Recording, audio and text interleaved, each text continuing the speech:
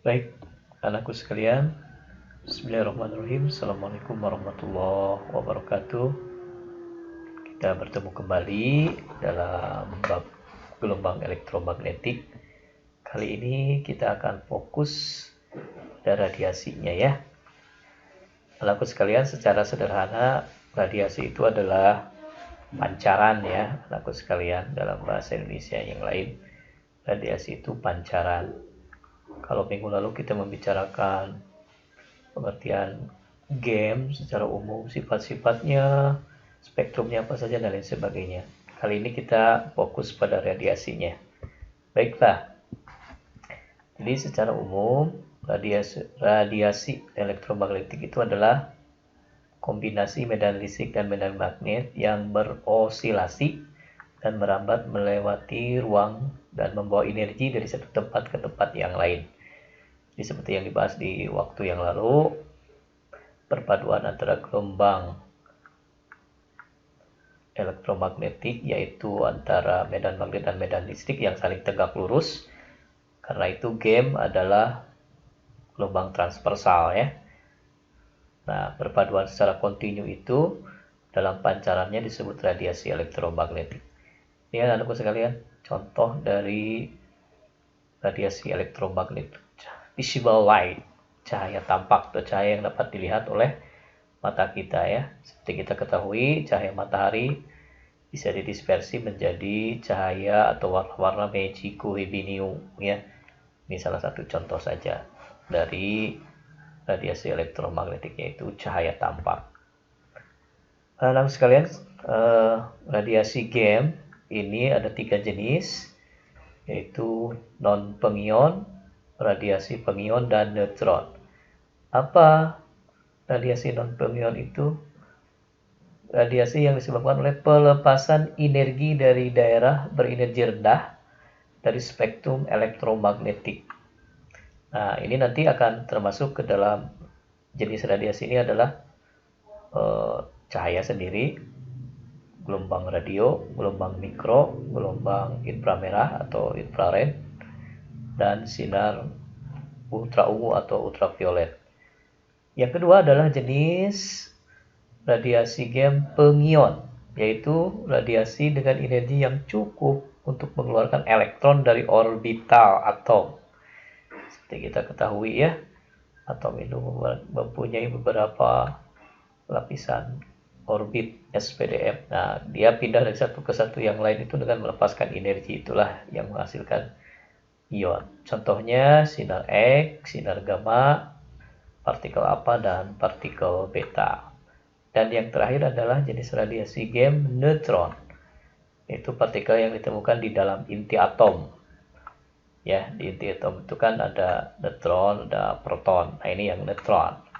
Ketika mereka lepas dari nukleus, nah, mereka memiliki energi yang bertindak sebagai radiasi. Itu 3 jenis radiasi gelombang elektromagnetik. Kita lanjut.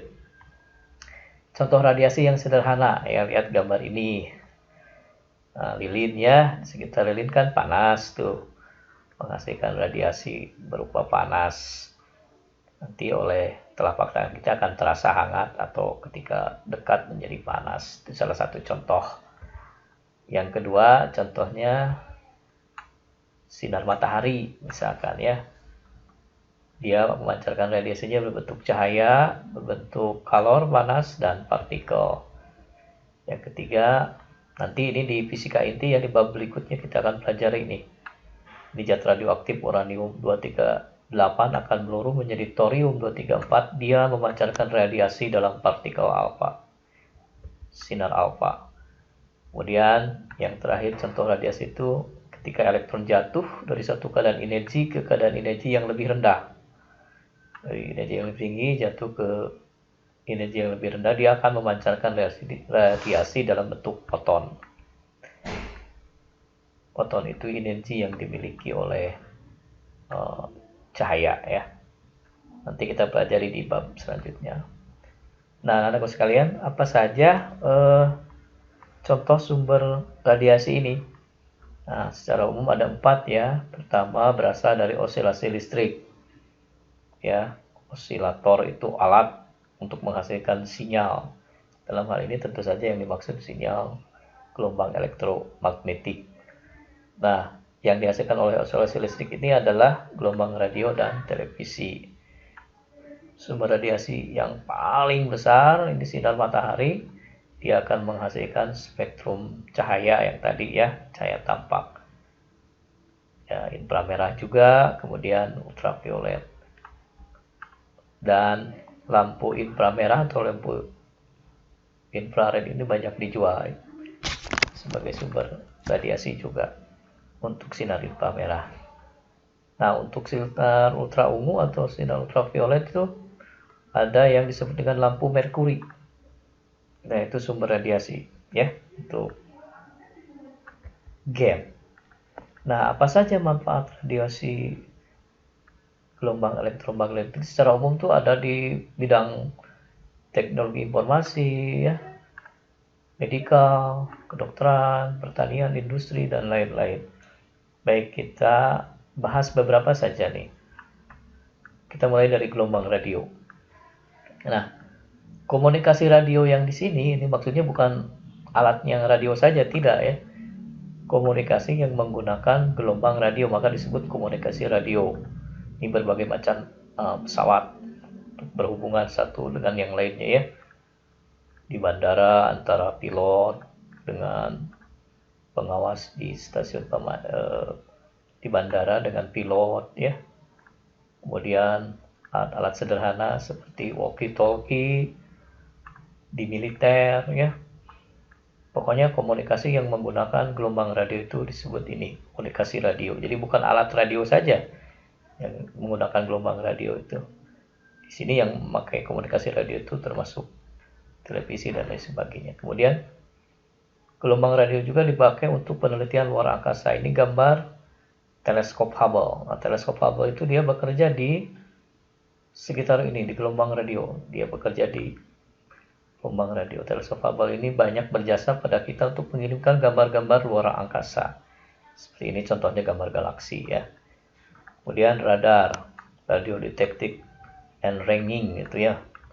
Secara umum kegunaan radar itu banyak ya, mempelajari pola cuaca, badai, membuat gambar 3 dimensi, permukaan bumi, mengukur curah hujan, mengatur lingkungan di dunia militer ya. Ini radar itu banyak sekali gunanya. Nah, teman sekalian, manfaat gelombang radio sekarang. Nah, ini ada di alat di dapur kita, microwave atau pemanas makanan. Dia menggunakan gelombang radio.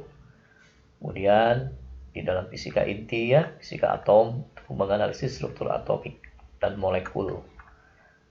Nah, ini juga yang tadi masih bisa menggunakan mikro radar juga. Kemudian mendeteksi keberadaan suatu objek dengan menggunakan alat-alat seperti ini. Kemudian ada juga gelombang mikro itu dipakai untuk memandu pendaratan pesawat. Nah, seperti ini. Ini gambar pesawat yang akan mendarat di kapal induk. Nah, sekarang kegunaan atau manfaat sinar inframerah. Anak-anakku sekalian, sinar inframerah itu tidak ditemukan secara tidak sengaja oleh Frederick William Herschel itu ketika pada waktu itu telah ditemukan abad 18 itu bahwa cahaya matahari itu bisa didispersi dengan prisma kaca dan menghasilkan cahaya tampak Mejiku Hibiniu. Nah, si Herschel ini penasaran ingin mengukur dengan termometer masing-masing suhu dari warna-warni ini, di spektrum cahaya ini. Nah, ketika dia sampai di warna merah, setelah warna merah kan tidak tampak nih oleh mata ya.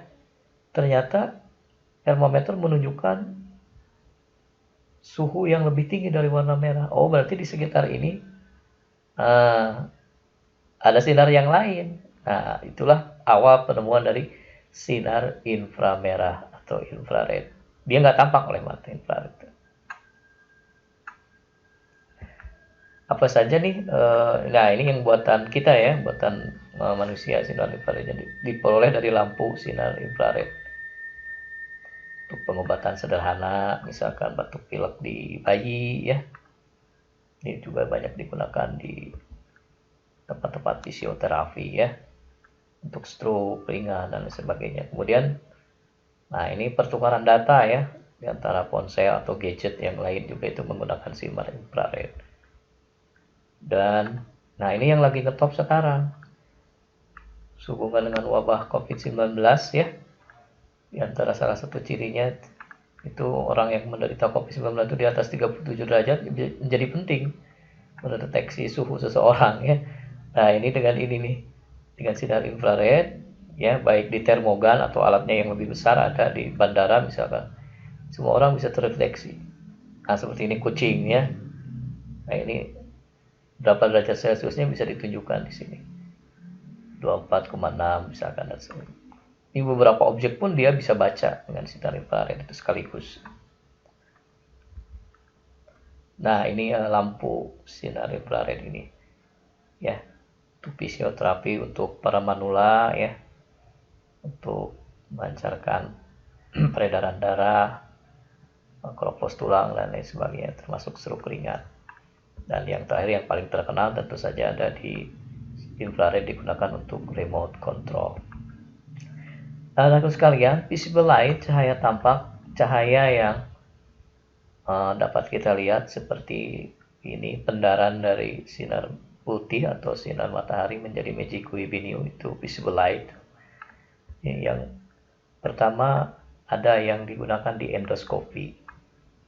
Endoskopi itu sebuah alat kamera kecil yang bisa masuk ke tubuh manusia untuk melihat organ-organ tubuh yang di bagian dalam, untuk membantu dokter menganalisa supaya lebih akurat untuk berbagai macam penyakit.